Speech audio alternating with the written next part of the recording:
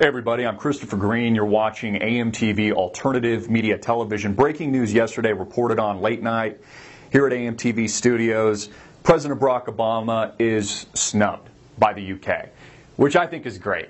Because anytime President Barack Obama looks like an idiot, it's better for America and it's better for the rest of the world. But what's interesting about it is the UK Parliament really snubbed James Cameron, saying that they don't want war. And the people do not support a war in Syria. But what I think is amazing and telling about what's really happening in this information war, which, by the way, we're winning, thanks to you. We're winning the propaganda war against the mainstream media, against the tyranny machine that wants a continuation of these wars, that wants a continuation of Iraq and Afghanistan and Libya, now in Syria. But what is clear to me is that Russia, China, Iran, they're winning. Not the United States, not the other way around. You know, the United States is the spoiled brat losing its inheritance money that is about to go bomb another second, number two, that we know about from this president since taking office in 2008. A second independent sovereign nation. And what are the repercussions of that going to be? Now, Russia, and from the perspective of Vladimir Putin, he doesn't even really have to do anything here. He can just sit back, watch Obama, make a unilateral strike on Syria, and Obama is playing right into Russia's hands. The rest of the world, the Middle East, on a very large scale, hates the United States, and they hate the U.S. for good reason. Why are we blowing up these countries? Why are we sending now a fifth warship to the Mediterranean outside of Syria, waiting to launch cruise missiles to destroy key locations? Now I want to show you a couple articles here. This is from the Financial Times, and this was great. If you haven't seen this yet, please check this out. You can Google it. The West is playing into Moscow's hands on Syria. And it basically talks about the fact that Vladimir Putin literally doesn't have to do anything here for the President Barack Obama to play into the hands of Russia. Now, this goes all the way back to the NSA scandal. This goes all the way back to Edward Snowden, who, by the way, has had a much bigger connection to Russian intelligence than once thought. And guess who broke that to you originally? We did, here at AMTV. Now, that's not taken away any kind of good doing that Edward Snowden has done. He has clearly leaked pertinent information that every American and every person around the world should be well aware of. But again, all of this ties back into Russia.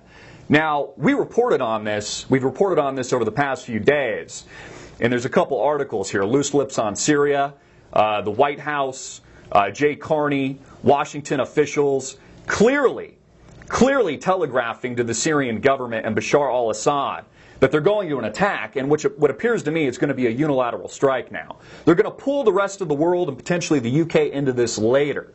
But they're telegraphing that they are going to bomb Syria as a response to alleged chemical weapons attacks, which, by the way, we haven't even gotten a UN inspector's report yet on any of this. So there's been no official quote-unquote confirmation that this attack even occurred or that it was implemented by the Bashar al-Assad regime. But they have explicitly said that they're not targeting Bashar al-Assad himself. Why? Who are they targeting? See how Russia kind of comes into focus here? Now, we went over some of the sites that are targets that the United States government will be bombing, I believe, over the weekend here when no one's paying attention, when they're at their kid's soccer game, they're having a couple beers or watching preseason football. Here there's several air bases. You can see this is an interactive map. This is Qusayr Air Base. Reported on this yesterday, bringing it into focus there. A civilian and military airport that has approximately 13 aircraft bunkers. Damascus International Airport. Here's where the alleged chemical attack, took place in Ghouta. Another target in another location, this is from a military source from Fars news agency, is the Latakia countryside. Which, guess what? Guess what? Watch how and see how Russia ties into this. Guess what is right near the Latakia countryside? Maybe some of you already know. I tweeted it out if you follow me on Twitter. Russia's equivalent of their intelligence agency, the Russian equivalent of the NSA. Isn't that an interesting target? So what's the real motive here? What's the real mission of President Barack Obama? What's the real mission of the United States and the people positioning us for war?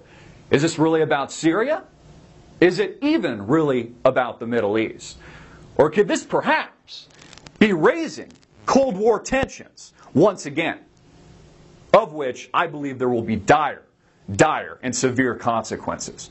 Russia has clearly made numerous statements over the past few years, along with China and Iran, that there would be retaliation if the United States strikes. Stay on your toes, America, and watch what happens this weekend, because Obama, your president, is ready to attack.